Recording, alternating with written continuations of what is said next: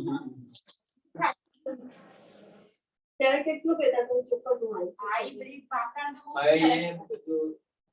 बात नहीं, कोई बात नहीं, जितने आए। ओके, छोटा सा दुआ करके हम शुरू करें। दुआ करके शुरू करते हैं। ये परमेश्वर जिसने हमको बनाया, जिसने सारे सृष्टि किया, जिस जो सब कुछ दिखता है, जो हमको नहीं दिखता है, उस सबको बनाने वाले ईश्वर, हम तेरे सामने आज आए। तू हमारे बीच में आया है, तेरा बड़प्पन है प्रभु, तेरी मेहरबानी है कि तू हमारे बीच में आता है। हम है कौन जो तू हमें देखता है, तू हमारी सुधि लेता है और तू हमारे बीच में आता है। ये हमारा सौभाग्य है। लेकिन कई बार हम ऐसे कहते हैं कि हमारे पास टाइम नहीं है, या हम ऐसे कैसे कहते हैं कि हमें जरूरत नहीं है। ये सब हम बहुत करते हैं प्रभु, लेकिन तू दयालु है, करुणामय है प्रभु, इसलिए धन्यवाद करते हैं। तू हम पर तेरा करुणा दिखाता है। आज रात को हम तुझसे सुनने आए हैं, थोड़े लोग हम, लेकिन एक जन भी हो तो भी तू उनके दिल से बात करता है। और आज हम इतने सारे लोग हैं, हमारे दिल से अब बात कर, हम तुझसे सुनना चाहते हैं। अपने आप को तेरे हाथों में सौंपते हैं। सारे ध्यान को भंग करने वाले दुष्ट आत्मा को दूर होने के लिए यीशु के नाम में हुक्म करता हूँ, प्रार्थना करता हूँ प्रभु, यहाँ पे एकाग्रता देना, समझने के लिए बुद्धि देना, ज्ञान देना। तेरे हाथों में हम सबको सौंपते हुए ये प्रार्थना हमको बनाने वाले सृष्टिकर्ता परमेश्वर के नाम पे मांगता हूँ, सुना ग्रहण कर पिता। ओके, धन्यवाद। मैं 2 मिनट।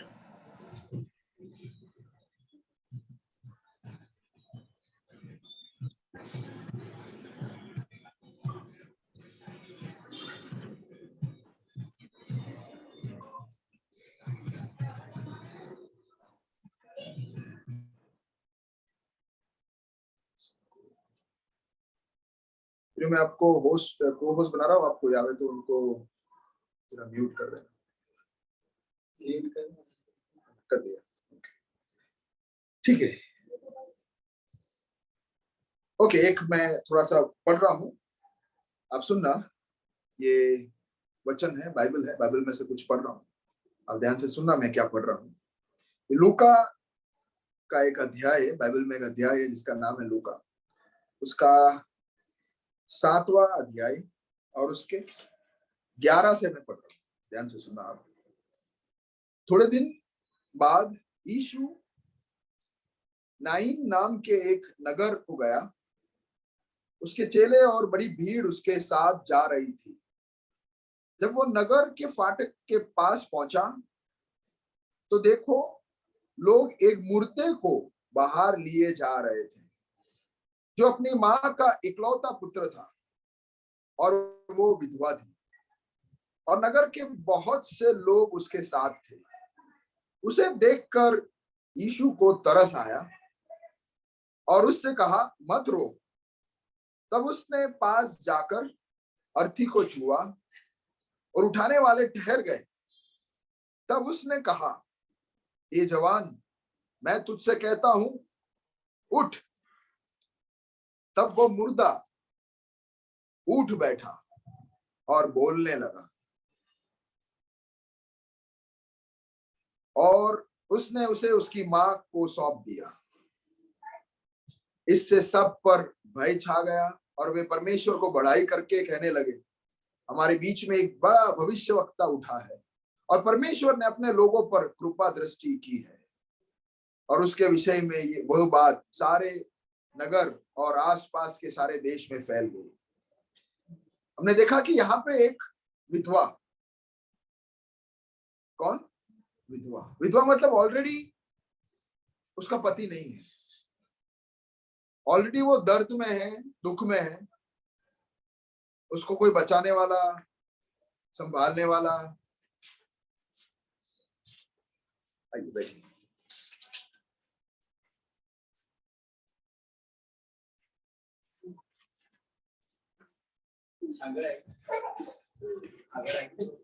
कोई बात नहीं, वो दरवाजों को टेका देके बैठ सकते हैं। तो हमने यहाँ पे एक कहानी पढ़ी जहां पे यीशु मसीह एक नगर की ओर जा रहा था, जिस नगर का नाम था नईम। नईम, नाइन। तो जैसे ही वो नगर में प्रवेश किया, सामने से एक अर्थी, मतलब एक मुर्दे को लेके जा रहे थे। और वो जो मुर्दा था एक जवान था और उसकी माँ विधवा थी। तभी आप सोचो कि विधवा और एक ही बेटा भी गुजर गया, यानी अब उसके लिए कोई नहीं है। दुनिया में एक आशा, एक जिस पर भरोसा कर सकते, एक जिस पर आसरा कर सकते हैं, वो भी चला गया। पति तो पहले से चला गया। तो एक आसरा जो था वो भी चला गया। तो विधवा का हालत आप सोचो कितना दर्दनाक था। अब दुनिया में उसका कोई नहीं है, अब उसके लिए जीने का कोई वजह नहीं। उसका अब दर्द के अलावा और कुछ उसके लिए है नहीं। सामने भविष्य पूरा अंधेरा हो गया। अब उसे कौन पूछेगा, उसे कौन खिलाएगा, उसे कौन देखेगा। यारो, अपने जीवन की ओर भी हम देखें। हम कोई ऐसा, मैं ऐसा नहीं कह रहा हूं कि हम ऐसा है हमारा हालत, लेकिन हमारे अंदर हालत कैसा है, हमारे हृदय के अंदर हम क्या अकेले हैं? अंदर से हम मानो कि कोई नहीं है मेरे लिए। अब अंदर से मानो जैसे अब मैं किसके पास जाऊं, ऐसे आप सवाल करते हो सकता है आपका कोई एक आशा थी, लेकिन वो भी चला गया। आप किसके ऊपर भरोसा कर रहे थे, किसी को देख रहे थे, लेकिन वो भी चला गया। आप किसी को बोल भी नहीं सकते। दर्द इतना है कि आप किसी को कुछ बांट भी नहीं सकते,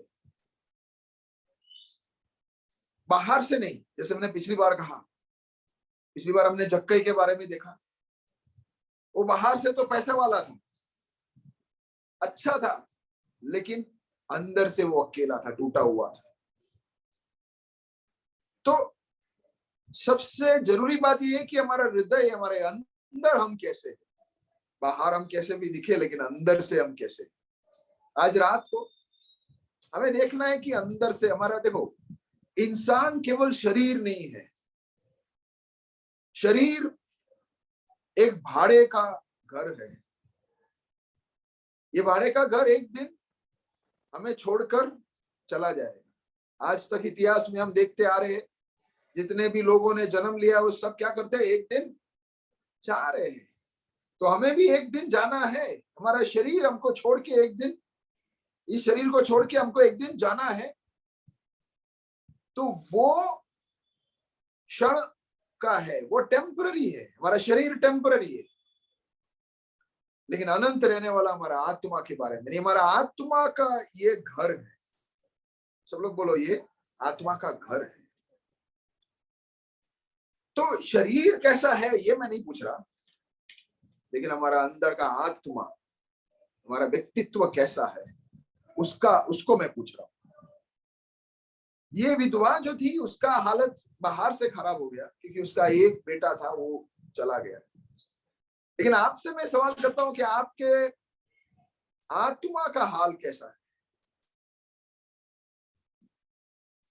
वो खुश है या दुखी है? उसको जो वेदना है आप महसूस कर पा रहे हो, क्योंकि हम असली में हमारा आत्मा है, शरीर नहीं है। लेकिन हम हमेशा हमारी बाहरी आंखों से देखते हैं, हम जो दिखता है वही हम विश्वास करते हैं, जो नहीं दिखता है उस पर हम भरोसा नहीं करते। लेकिन असल में हमारे अंदर एक व्यक्ति है जो अनंत रहने वाला है, उसके बारे में हमें सोचना है, उसके बारे में हमें चिंता करनी है। तो हमारी आत्मा कैसा है आज रात हमें पूछना है। तो ये यीशु मसीह जब इस विधवा को देखा, देखो मुर्दे शरीर को आते हुए देखकर यीशु मसीह विधवा को देख रही है, और देखकर ऐसा लिखा है कि उसको तरस आया। क्या है? यीशु मसीह को क्या आया विधवा को देखकर? तरस, अनुकंपा, दया, करुणा। ये देखकर कि ये अकेली थी और अकेली हो गई। तो प्रभु यीशु मसीह ने क्या किया जानते हो? उस मृत शरीर को, उस मुर्दे को बोला, हे जवान तू उठ जा। मुर्दे को देखकर यीशु मसीह ने कहा कि हे जवान तू उठ जा। बात तो ऐसा करा जैसे वो सो रहा था। यीशु मसीह मुर्दे को देखकर कह रहा कि हे जवान उठ, और वो उठ गया। आप पूछते हो क्या बात है, ऐसे कैसे हो सकता है? लेकिन ऐसा कैसे हुआ? क्योंकि प्रभु यीशु मसीह सृष्टि करता है। ये साबित करता है कि वो सृष्टि करता है। उसने इस जवान को इस पृथ्वी पर भेजा, वो चला गया तो उसके पास अधिकार है इसे उठाने का। अब ये मुद्दा सबसे इंपॉर्टेंट नहीं है, इससे भी एक इंपॉर्टेंट बात मैं आपको करना चाहता हूं।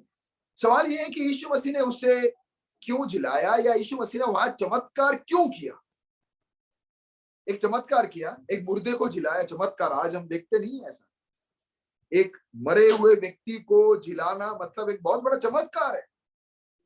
तो एक चमत्कार यीशु मसीह ने यहाँ पे किया। सवाल ये है कि यीशु मसीह ने चमत्कार क्यों किया? ये दिखाने के लिए कि देखो मैं ईश्वर हूं? नहीं, मैं ईश्वर हूं ये साबित करने के लिए यीशु ने उस मुर्दे को नहीं जिलाया। उसका उत्तर वहां है साफ। यीशु मसीह को इस मुर्दे को देखकर विधवा की ओर उसने देखा, और क्या आया उसके हृदय में? तरस, करुणा आया। प्यारो, यीशु मसीह ने तरस खाकर एक चमत्कार वहां पे किया। दया, करुणा जब उसके हृदय में आया तो उसने एक चमत्कार वहां किया। ये साबित करने के लिए नहीं कि मैं ईश्वर हूं, नहीं। हालांकि वो ईश्वर था, लेकिन यहां पर इस मुर्दे को जिलाकर यह साबित नहीं कर रहा था कि मैं ईश्वर हूं। उसके अंदर एक तरस, एक करुणा जागा। एक करुणा और तरस किसको जागता है? अगर ये छोटा बच्चा, कोई भी बच्चा बीमार होता है, वेदना होती है उसको, तो हम लोग यहाँ बैठे हैं, हम थोड़ा बोलेंगे अरे बीमार हो गया, लेकिन दर्द सबसे ज्यादा किसको होगा? एक माँ या पिता को, माँ बाप को सबसे ज्यादा दर्द होता है, और उसको अनुकंपा होता है, उसको वेदना होता है। तो जब यीशु मसीह ने इस व्यक्ति के ऊपर अनुकंपा, दया दिखाया, उसका मतलब क्या है कि वो पिता है। समझ रहे हो? मैं यह बताना चाह रहा हूं कि किसी और को दया नहीं आया। सब उसके रोने में, अरे बहुत बुरा हुआ आपका, नहीं गुजर गया आपका बेटा, बहुत बुरा हुआ, बहुत बुरा हुआ। कोई लोग आंसू भी बहाते होंगे, लेकिन दिल के अंदर कोई कुछ, उसका बेटा मरा है, इसलिए मुझे क्या फर्क पड़ने वाला, उसका बेटा मरा है, मेरे को क्या फर्क पड़ता है। तो सब साथ में आके शायद थोड़ी देर के लिए बैठेंगे, रोएंगे, रोएंगे, दिखाने के लिए रोएंगे और चले जाएंगे, किसी को पड़ी नहीं है। लेकिन ये विधवा का जब बेटा गुजर गया, यीशु मसीह के दिल में दर्द हुआ कि ये बेटा, एक ही बेटा है, विधवा का गुजर गया। दर्द हुआ, अनुकंपा हुआ, उसको वेदना, जैसे उस मां को दर्द था, जैसे वो मां रो रही थी, उसी प्रकार यीशु भी वहां दर्द में आ गए।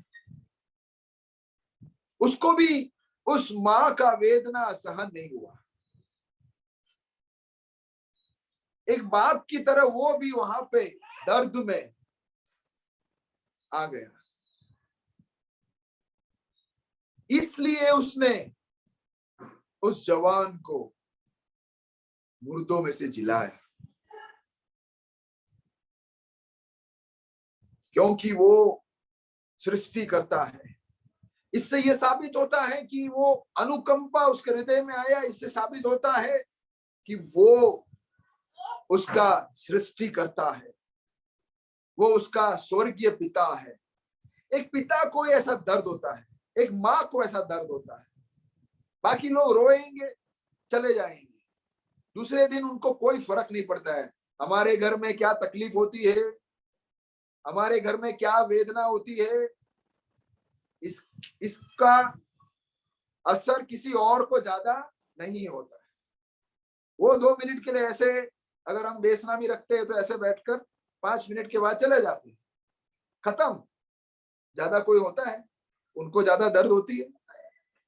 दर्द घर वाले को होता है, अपना को दर्द होता है।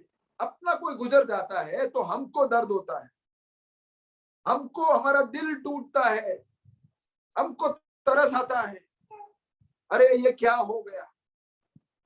यीशु मसीह को उस विधवा का बेटा गुजर गया, जब लोग रो रहे थे और अर्थी को लेके जा रहे थे जलाने के लिए या दफनाने के लिए, कुछ भी करने के लिए, उसे खत्म हमेशा के लिए हटाने के लिए, उनको इतना ही था कि भैया अभी इसको खत्म करो, दूर करो, मर गया ना, अभी चलो इसको हमारे बीच में से हटाओ। विधवा रो रही है छाती पीट कर, लोगों को कोई चिंता नहीं।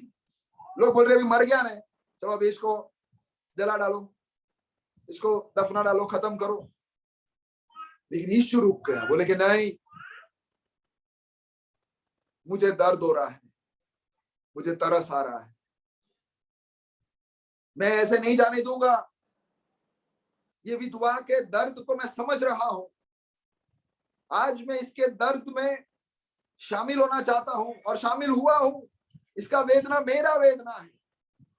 यारो, ये साबित करता है कि वो उसका सृष्टि करता है। ईश्वर ने उसको बनाया, ईश्वर ने सब मनुष्य को बनाया, सही है कि नहीं।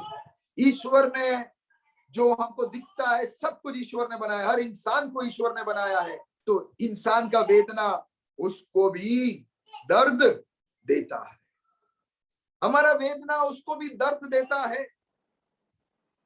ये मत सोचो कि हम दर्द में जाते तो हमारा कोई नहीं है, आजू बाजू वाले शायद नहीं होंगे, वो 2 मिनट के लिए बहुत बुरा हुआ, बहुत बुरा हुआ नहीं बोल के चले जाएंगे। दूसरे दिन पूछेंगे तो अच्छा नहीं वो गुजर गए थे, हाँ ऐसा बोलेंगे। एक हफ्ते के बाद तो याद भी नहीं होगा, लेकिन हम दर्द से जा रहे होंगे और हमारे साथ दर्द में दर्द, इस दुख में शामिल होने के लिए ईश्वर हमारे साथ है।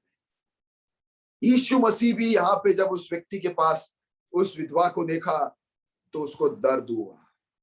उसने कहा कि ये मेरा सृष्टि है, इसको मैंने बनाया है, ये विधवा को मैंने बनाया है, इसका दर्द, इसका वेदना मैं सहन नहीं कर सकता। तो यीशु मसीह ने वहां पे अनुकंपा, तरस, दया के कारण एक चमत्कार किया।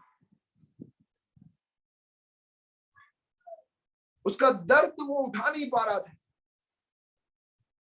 अंदर रोने लगा यीशु, बोला कि मैं इसका दर्द को देख पा रहा हूं, इसलिए वहां पे चमत्कार किया। प्यारो, आज रात को आपके हृदय में आप दर्द से जा रहे होंगे, आपके लिए आशा नहीं होगा, कल आप सोचेंगे कल का क्या होगा, मेरे भविष्य का क्या, मेरे बच्चों का भविष्य का क्या, मेरा क्या होगा, मेरा आर्थिक परिस्थिति खराब है, मैं बीमार हूं।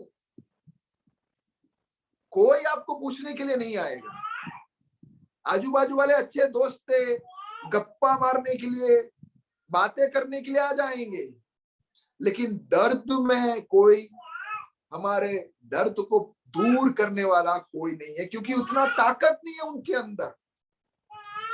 वो महसूस भी नहीं कर पाते हमारे दर्द को। सही है कि नहीं? हमारे दर्द को वो महसूस भी नहीं कर पाते हैं, और अगर महसूस हल्का सा भी करते तो कुछ कर भी नहीं पा रहे, क्योंकि वो कौन है? आखिर एक इंसान है। लेकिन ईश्वर इंसान नहीं है।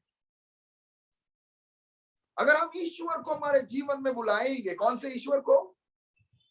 जिस ईश्वर ने हमें बनाया है। ये विधवा उस ईश्वर को देखा तो रोने लगी, और वो ईश्वर उसके जीवन में चमत्कार कर पाई। तो अगर आप भी अगर उस ईश्वर को, जिसने आपको बनाया, सृष्टि किया, आत्मा को जिसने जन्म दिया, उस परमेश्वर से कहेंगे कि परमेश्वर, ये दर्द मेरे सहन से बाहर है, मैं ले नहीं सकता, मैं मेरे पति को नहीं बता सकता, मेरी माँ को नहीं बता सकता, मेरी पत्नी को नहीं बता सकता, मैं मेरे दोस्त को नहीं बता सकता, किसी को भी नहीं बता सकता। ये दर्द इतना ज्यादा है, मैं चाहता हूं कि मैं खुद खुशी कर लूं, मैं चाहता हूं कि मैं कहीं भाग जाऊं, इससे अच्छा तो मेरा जीवन खत्म हो जाता, मुझे उठा ले। ऐसा सब कई बार हम बोलते हैं। क्यों? क्योंकि हमारे पास कोई नहीं है हमें सांत्वना देने वाला। बाहर से हम कितना भी अच्छा दिख रहे हैं, लेकिन ऐसा समय हम हर एक के जीवन में आता है जहां पे हम रोते हैं और चाहते हैं कि मैं सब समाप्त करके चले जाऊं। ऐसा लगता है मेरे लिए कोई नहीं। लेकिन प्यारो, आज रात को मैं आपको बताना चाहता हूं कि कोई भले क्यों नहीं है, आपका ईश्वर जिसने आपको बनाया, वो आपके दर्द को समझता है, और केवल समझता ही नहीं, वो चमत्कार करना चाहता है, वो आपके जीवन में आना चाहता है। जैसे इस विधवा को देखकर उसके लिए उसके बेटे को जिंदा करके दे दिया। आपके जीवन में अगर कुछ मर गया होगा तो बोलेंगे अब तो ये कभी ठीक नहीं होगा, अब इसका कोई उम्मीद ही नहीं है, अब सब खत्म, अब मेरा कोई भला नहीं होने वाला है, मेरे जिंदगी में अब कुछ अच्छा नहीं होने वाला है, बस अब मैं कैसे भी करके बाकी की जिंदगी काटूं, बस फिर मैं चले जाऊं, मेरे लिए कुछ बचा नहीं। सबका भला हो रहा है लेकिन मेरा अब कुछ नहीं हो रहा है। तो आज मैं आपको कहना चाह रहा हूं कि आपको बनाने वाला परमेश्वर आपके जिंदगी में आकर वो मरे हुओं को जिलाने के लिए आज वो आना चाहता है। कौन सा ईश्वर? जिसने आपको बनाया। तो ये जरूरी है कि हम उस ईश्वर को ढूंढे। क्या जरूरी है? उस ईश्वर को ढूंढे जिसने हमें बनाया है। हम कई बार ईश्वर ईश्वर करके हम कई जगह जाते हैं, कहां पे भी चमत्कार होता है तो हम भाग के जाते हैं, बोले हाँ ये रहा ईश्वर। कोई अगर बोलता है इधर आओ तुम्हारी सारे मांगे ये पूरा करेगा, तो हम लाइन लगा देते हैं वहां। ईश्वर ईश्वर, तो हम क्या सोचते हैं कि ईश्वर वो है जो चमत्कार करता है। समझ रहे हो आप मेरी बात? आज आपको मैं ये बताना चाह रहा हूं कि वो ईश्वर हमारे मरे हुए अवस्था में जीवन लाना चाहता है, लेकिन जरूरी ये बात है कि वो ईश्वर कौन है ये भी हम समझे। वो ईश्वर हमारा बनाने वाला ईश्वर है, हमको सृष्टि करने वाला ईश्वर है, लेकिन हमें उसे ढूंढना है, हमें उसे कहना है कि मुझे बनाने वाले ईश्वर, मैं तुझे जानना चाहता हूं, तू मेरे दिल में आ, ऐसा कहना है। लेकिन आज मैंने आपको बताया कि इंसान या दुनिया, हमारे आत्मिक आंखें बंद हो चुकी है, हमको दिखता नहीं है ईश्वर कौन है। हम सोचते हैं कि चमत्कार करने वाला ईश्वर, चमत्कार तो जादूगर भी करता है, इंसान भी चमत्कार करता है। तो क्या जादूगर ईश्वर है? इंसान ईश्वर है? क्या ईश्वर जादू करने वाला है? यीशु मसीह ने यहाँ पे चमत्कार क्यों किया? ये बताने के लिए कि मैं ईश्वर हूं। चमत्कार करने के बाद सबको बोला, देखो मैंने मुर्दों से इसको जिला लिया, है ना, वो मैं ईश्वर, ये बोलने के लिए नहीं किया। उसने क्यों जिलाया? क्यों जिलाया? क्योंकि उसका हृदय में तरस। ईश्वर वो है जो तरस खाता है, चमत्कार करने वाला ईश्वर नहीं है। आप गलत फहमी में मत आओ, आप मुझे समझने की कोशिश करो। ईश्वर वो है जो हमारे हालात में दया करता है, तरस खाता है, अनुकंपा होता है उसको हमें देखकर। जैसे एक माँ या बाप को या पिता को बच्चे का बुरा हाल देखकर उसको तरस आता है, वैसे ही हमको बनाने वाला हमारा पिता ईश्वर, वो हमको देखकर वो तरस खाता है। ये सबूत है कि वो ईश्वर है। बोलो मेरे पीछे, ईश्वर का सबूत चमत्कार नहीं है, तरस खाना। अगर अनुकंपा करता है, तरस खाता है, तो वो ईश्वर है। एक 5-6 मिनट में समाप्त करना चाहता हूं। देखिए, मैं आखिर एक और बात बताकर मैं समाप्त करता हूं। यीशु मसीह ने वो ईश्वर है साबित करने के लिए उस मुर्दे को नहीं जिलाया, लेकिन उस विधवा का दयनीय परिस्थिति में दया और तरस खाकर उसे बच्चे को वापस लौटा के दिया। यानी ईश्वर वो होता है जो करुणा और दया करता है। अब दूसरा एक बात बताना चाहूंगा। हम लोग माँ बाप हैं, कई लोग आप हम में से, हमको क्या हमारे बच्चे को मैं पिता हूं या माता हूं ये साबित करने के लिए चमत्कार करने की जरूरत पड़ती है? ये आपका बेटा क्या नाम है? अमन। अमन को आपको ये साबित करना पड़ेगा रोज सुबह उठकर कि देख बेटा, मैं चमत्कार करने वाला हूं, इसका मतलब देख कि मैं तेरा माता हूं। ऐसा कुछ करना पड़ता है। या फिर आपको चमत्कार छोड़िए, हम शायद चमत्कार नहीं कर पाएंगे, लेकिन एक माँ को ऐसे कुछ करना पड़ता है, कुछ अजीब सा, जिससे ये साबित होता है कि वो आप उसकी माँ हो। ऐसा कुछ मेहनत करना पड़ता है। दिखावटी कुछ करने की जरूरत नहीं है, ये सब साबित करने की जरूरत नहीं है। आप माँ हो, इसका सबसे बड़ा साबिती क्या है जानते हो? अब हम माँ बाप है, सबसे बड़ा साबिती क्या है पता है? हम इस बच्चे की माँ है। अभी जैसे आपका नाम क्या है? अमी बहन की गोदी में ध्रुव सो रहा है। मेरे ख्याल से 10-15 मिनट हो गया। थोड़ी देर के बाद पैर में दर्द होता है। अभी उनको दर्द तो हो रहा होगा, लेकिन वो ये उठ, मेरे को दर्द दुखता है ऐसा नहीं बोलेंगे। क्यों? क्योंकि एक माँ है ना। अभी घर में 2 रोटी है, खाली 2 रोटी है, तो वो कौन खाएगा? मैंने पिछली बार भी कहा, 2 रोटी है या 1 रोटी है, तो माँ बाप खाएंगे या बच्चे खाएंगे? बच्चे को खिलाएंगे, है ना। अगर बच्चा बीमार है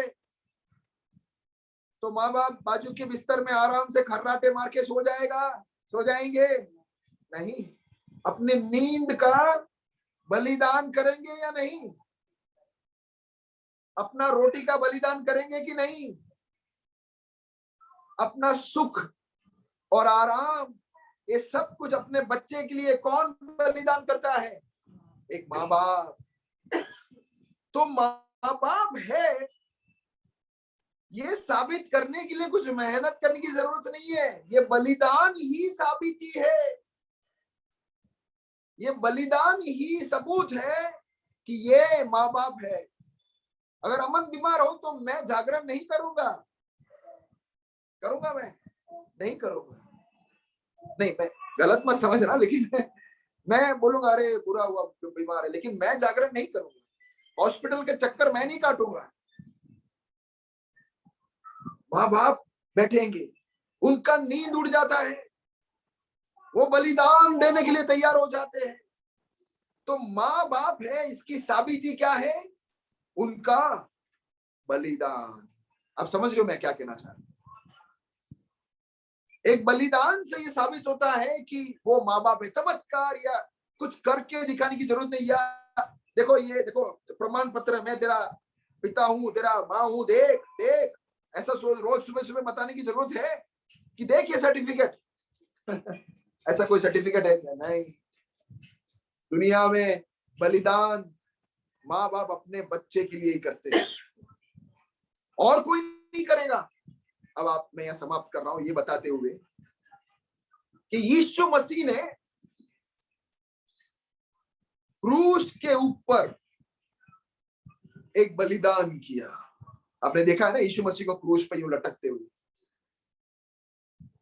हाथों में खिल्ली, सर में कांटों का ताज, पैरों में खिल्ली, लटकता हुआ। ये यीशु मसीह मनुष्य के पापों के लिए क्रूस के ऊपर चढ़ा। मैं और आप पाप करके फंस गए,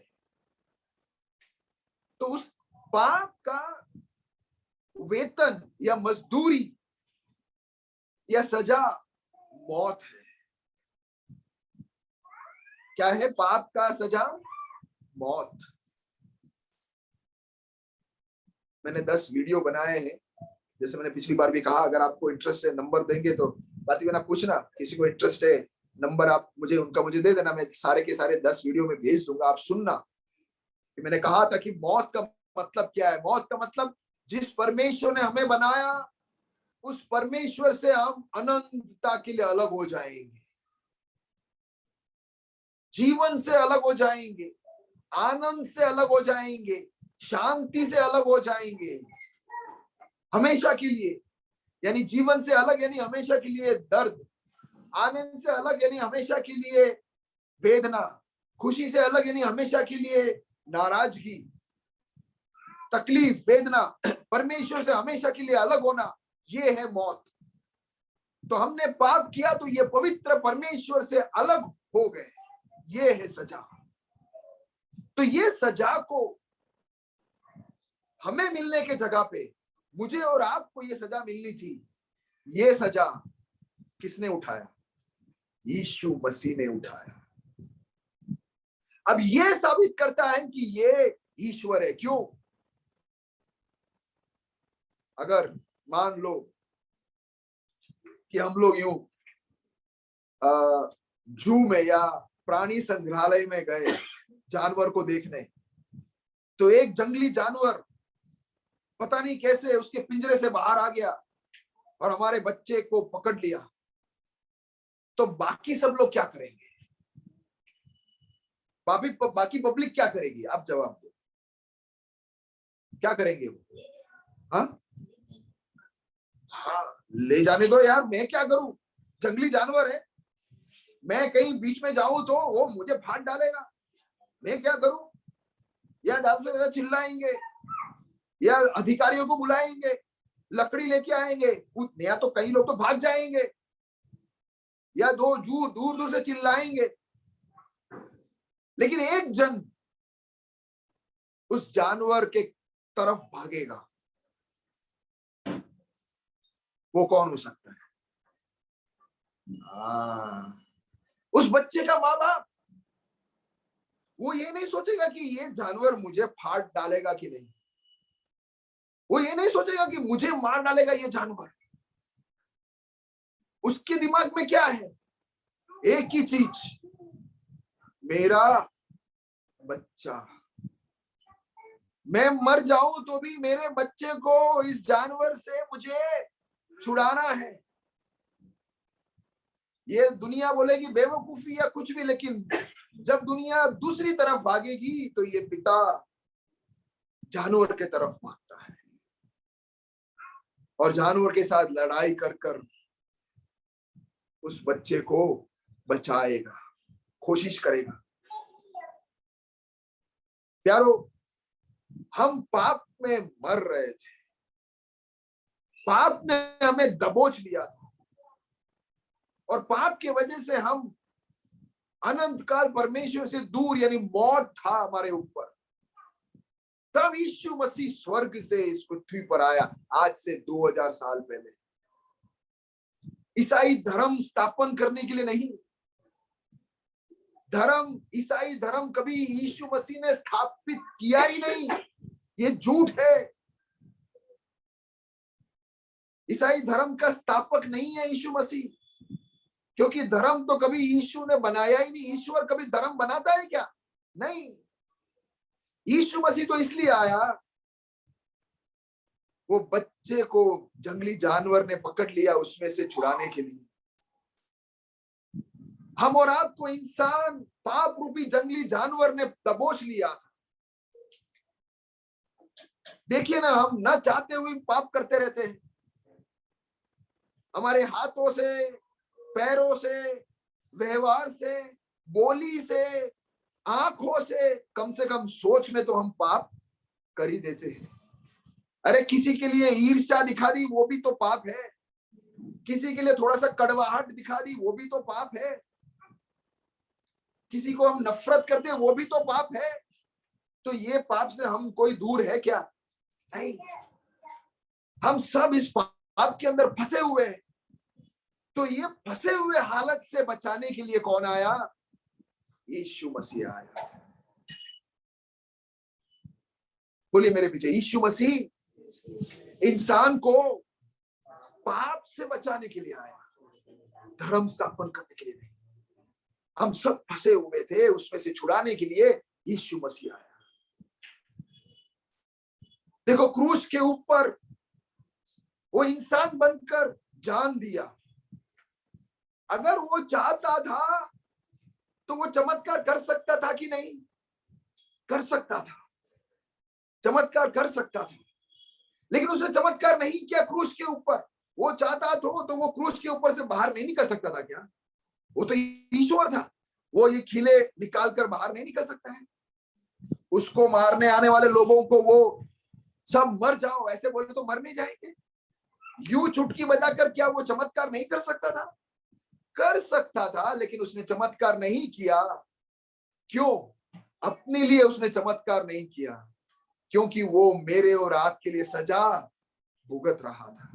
क्रूस के ऊपर मेरे और आपके लिए जान दे रहा था। खुद के लिए उसने चमत्कार नहीं किया, लेकिन आज हमने पढ़ा उस विधवा औरत का बच्चा जब मर गया तो उसके लिए उसने चमत्कार किया। इसे ईश्वर बोलते हैं।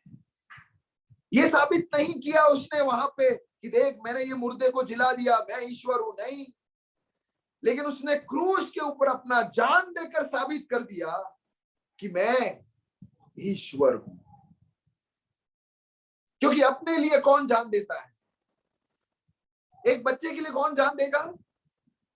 बाजू वाला, उसके माँ बाप। तो अगर हमारे लिए किसी ने जान दिया, उसका मतलब वो कौन है? हमारा पिता, हमें सृष्टि करने वाला। बलिदान से साबित होता है कि वो माँ बाप है। जैसे इमला बहन ने कहा, अगर अमन को कुछ हो जाता है तो उनकी नींद उड़ जाती है, उनका चैन उड़ जाता है, वो कुछ भी करेंगे बच्चे के लिए। ये छोटे बच्चे के लिए माँ बाप कुछ भी करने के लिए तैयार है, जान देने के लिए तैयार है। माँ बाप जान देंगे? आप मुझे जवाब दो, माँ बाप बच्चों के लिए जान देंगे? अगर नौबत आई, जरूरत पड़ी, तो माँ बाप अपने बच्चे के लिए जान देंगे या नहीं? क्या आपको शक है क्या? देंगे कि नहीं? देंगे। कोई भी माँ बाप ऐसा नहीं बोलेगा कि मेरे को सोचना पड़ेगा हो। वो तो वक्त आने दो यार, मेरी भी तो जान प्यारी है, ऐसा कोई बोलेगा? बाजू वाले के लिए नहीं देगा, लेकिन अपने बच्चे के लिए जान देने के लिए 1 मिनट भी सोचेगा वो? रुको मुझे सोचने दो, इतना सारा मेरा फिक्स डिपॉजिट में पैसा पड़ा है, मेरा इतना जायदाद है, उसका क्या होगा? नहीं, मैं जान नहीं दूंगा हो, ऐसा कोई बोलेगा? अरे पैसा क्या तेल पीने, मेरा बच्चा नहीं तो पैसा क्या करने का मेरे को? बच्चे के लिए जैसे हर माँ बाप तैयार है जान देने के लिए, मानो जान दे दिया ऐसा, तो जिसने हमारे लिए जान दिया वो कौन है? वो हमारा पिता, हमारे आत्मा को जन्म देने वाला ईश्वर। ईश्वर इससे साबित होता है कि उसने हमारे लिए जान दिया। आज मैं यहाँ पे खत्म कर रहा हूं। मैंने आपको बताया कि यीशु मसीह ने उस मुर्दे को जिलाकर ये साबित करना नहीं चाहा कि मैं ईश्वर हूं। नहीं नहीं नहीं, आज हम चमत्कार के पीछे जाते हैं। यीशु मसीह ने वहां पे ये साबित करने की कोशिश ही नहीं की। वो तो दया करुणा के वजह से उस बच्चे को जिला दिया, लेकिन उसने साबित कर दिया क्रूस के ऊपर कि मैं ईश्वर हूं, जब उसने इंसान के लिए जान दे दी। मैं आपको ये बता रहा था कि ईश्वर कौन है। ईश्वर अपना जान अपने बच्चों के लिए देता है। चमत्कार करने वाला ईश्वर नहीं है। चमत्कार कर सकता है, लेकिन वो साबित करने वाला कि मैं ईश्वर हूं, देखो देखो मैं चमत्कार करता हूं, देखो देखो देखो इसमें से मैं पानी निकालता हूं, इसमें से ये करता हूं, जादू करता हूं, अरे वो ईश्वर थोड़ी है। ईश्वर वो है जिसने मेरे लिए जान दिया। आज रात को हमें देखना है, सोचना है कि कौन हमारे लिए जान दिया। मैंने आपको कहा नहीं कि आपको ढूंढना है। आपकी सबसे बड़ा जरूरत है कि आपको दिल में हाथ रखकर कहना है कि ये ईश्वर, ये मुझे बनाने वाले ईश्वर तू कौन है। अब ऐसे पूछो, मुझे बनाने वाले ईश्वर तू कौन है? तो आपके मन में एक आवाज आएगा, जिसने तेरे लिए जान दिया ना वो ईश्वर है। तेरे लिए जान किसने दिया? वो ईश्वर है। बच्चे के लिए जान कौन देगा? माँ बाप। बच्चा ऐसा पूछेगा कि मेरा माँ बाप कौन है? बेटा देख ले, तेरे लिए किसने इतना त्याग किया, बलिदान कौन किया, देख ले। बाजू वाले ने नहीं, मैंने किया था। रातें रात जागा मैं, मेरा खुशी मैंने तेरे लिए बलिदान कर दिया, सब कुछ मेरा जीवन तेरे लिए मैंने दे दिया है। वो माता पिता है। तो जब आप पूछोगे कि मुझे बनाने वाला ईश्वर कौन है, तो जवाब ये आएगा, तेरे लिए मरा कौन, तेरे लिए बलिदान किसने किया। तो आप पूछना हाथ रखकर, ये ईश्वर, मुझे बनाने वाले ईश्वर कौन है तू? तेरा बलिदान मुझे समझ दे, मुझे समझना है तेरे बलिदान। तू कौन है जो मेरे लिए मरा? आज आपको ढूंढना है, क्योंकि आपको पता चल गया आज कि किसी ने आपके लिए जान दिया है। तो आपका कर्तव्य बन जाता है, जिम्मेदारी बन जाता है कि ढूंढना है कि कौन है ये जिसने मेरे लिए जान दिया। सब बड़ी बड़ी बातें करते हैं, बात करने वाला ईश्वर नहीं है, चमत्कार करने वाला ईश्वर नहीं है, हमारी सारी मांगे पूरा करने वाला ईश्वर नहीं है, लेकिन हमारे लिए जान देने वाला हमारा ईश्वर है। ये सवाल को लेकर आप यहां से जाना है। आइए हम आंखें बंद करें, एक छोटा सा दुआ कर हम जाएंगे। सवाल मैं आपसे कर रहा हूं, पूछ रहा हूं, काफी दिनों से ये सवाल हम चर्चा कर रहे हैं कि मुझे बनाने वाला ईश्वर कौन। तो आज मैंने एक जवाब दिया, या मैं ये कहूंगा कि ईश्वर ने एक जवाब दिया हमें कि वो है ईश्वर जो हमारे लिए जान देता है। तो ढूंढो किसने मेरे लिए जान दिया है। अपने आप से पूछो कि मेरे लिए जान देने वाला कौन है। वो मेरा ईश्वर है, और उसे ही मैं ढूंढूंगा और उसे ही मेरे दिल में मैं स्वीकार करूंगा। आइए प्रार्थना करें। हे मुझे बनाने वाले ईश्वर, आज रात के लिए धन्यवाद। आज तूने हमें यह बताया कि चमत्कार केवल करने वाला ईश्वर नहीं होता, बड़ी बड़ी बातें करने वाला ईश्वर नहीं होता, मेरी सारे मांगे को पूरा करने वाला ईश्वर नहीं होता। ईश्वर वो होता है जो मेरे लिए जान दिया, जो मेरे लिए मरने के लिए तैयार है। और आज हमें आपने बताया कि यीशु मसीह ने मेरे लिए क्रूस पर जान दिया, मेरे पापों के लिए। मैं मर रहा था, लेकिन वो दौड़ कर आया और मुझे हटाया, और वो मेरे मरने के जगह पर खड़ा हो गया, और मेरे जगह पे वो मर गया। तलवार मेरे ऊपर चलनी थी, लेकिन उसके ऊपर चल गया। तो मेरे लिए मरने वाला मेरा ईश्वर, प्रभु धन्यवाद। यीशु मसीह धन्यवाद, तू मेरे लिए मरा, नहीं तो आज मैं तुझे जान नहीं सकता। आज भी मैं पाप में मरा हूं, लेकिन आज मुझे तो स्वीकार कर। मैं ये जान गया कि तू मेरा ईश्वर है, तू मुझे बनाने वाला है, तू सृष्टि करता है। मेरे जीवन को तेरे हाथों में सौंपता हूं। मुझे माफ कर दे मेरे पापों को। इस मंदिर रूपी जीवन के अंदर तू आकर बस जा, क्योंकि मुझे बनाने वाले ईश्वर को ही इस मंदिर रूपी शरीर में जीने का अधिकार है, और तू ही इधर आकर रहे। आज से तू ही मेरे जीवन के अंदर प्रभु और स्वामी बनकर रहे। मैं तेरे साथ रहना चाहता हूँ, तेरे बातों को मानकर जीना चाहता हूँ। तू अगर मेरा पिता मेरे साथ रहेगा तो मेरे लिए सुरक्षा है, मेरे लिए आनंद है, मेरे लिए जीवन है, और ये सत्य है। अपने आप को तेरे हाथों में सौंपते हुए, धन्यवाद बलिदान मेरे लिए दिया, ये बोलते हुए प्रार्थना विनती, मुझे बनाने वाला, मेरे लिए क्रूस पर जान देने वाला परमेश्वर के नाम पे मांगता हूं, सुनना ग्रहण कर पिता, आमीन। प्रभु आप सबको आशीष दे।